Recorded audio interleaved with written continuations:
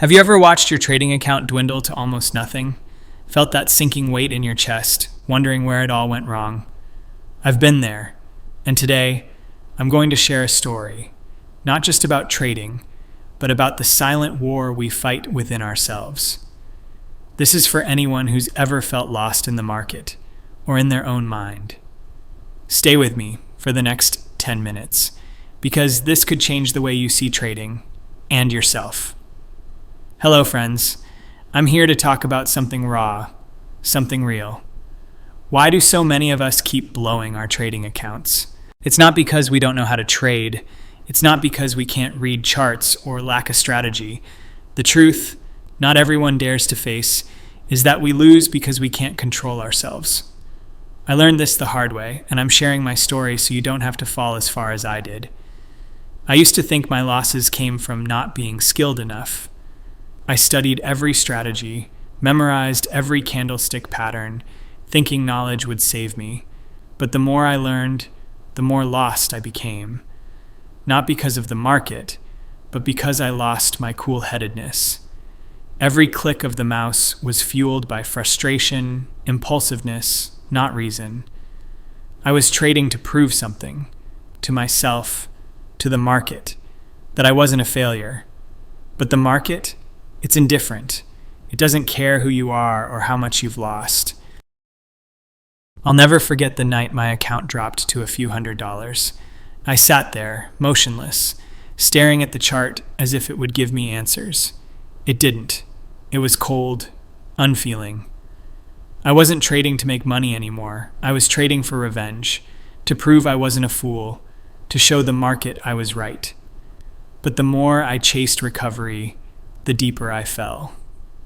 That night, I broke down and cried, not for the money, but because I felt powerless. For the first time, I saw how small I was against the market's vast, uncaring rhythm. That moment was my wake-up call. I realized I'd tied my entire self-worth to trading. Every win made me feel like a genius. Every loss made me feel like a failure. Trading wasn't just a job anymore. It was a mirror, exposing my greed, my fear, my fragile ego I'd spent years hiding. The market didn't need me, but I'd made it my everything. That was my biggest mistake. I had to start over, not with a new strategy, but with myself. I learned to breathe slowly, to sit still, to accept that sometimes the wisest trade is no trade at all. I started a daily emotion journal, asking myself before every trade, are you trading for opportunity or out of fear? To win or to erase yesterday's loss? I stuck 2 rules on my screen. Don't trade without a clear reason and never trade for revenge. Slowly, I began to change. Trading became less about beating the market and more about understanding myself. I stopped checking charts at midnight, stopped letting the market consume my every breath. I reclaimed pieces of my life, a deep sleep, a quiet meal, an afternoon listening to the wind without worrying about spreads. I wasn't the best trader, but I became a calmer person. Each trade became a commitment to myself. No greed, no fear, just reason, a plan, and a clear stop. I stopped fighting the market and started conversing with it. Each session was no longer a battle, but a dialogue with the financial world's pulse. I observed its movements without forcing my way in. I realized the market doesn't create emotions. I do. A red candle is just a movement, but in my mind, it could become a disaster. A price spike is just a fluctuation, but in my heart, it could spark regret or a frantic urge to chase. The real enemy wasn't volatility, it was my untrained mind. So, I built a meditative space in trading. No incense, just awareness. Before each session, I'd ask, how's my mind today? If it was chaotic, I stayed out. If calm, I observed. If clear, I acted. Trading stopped being about proving myself.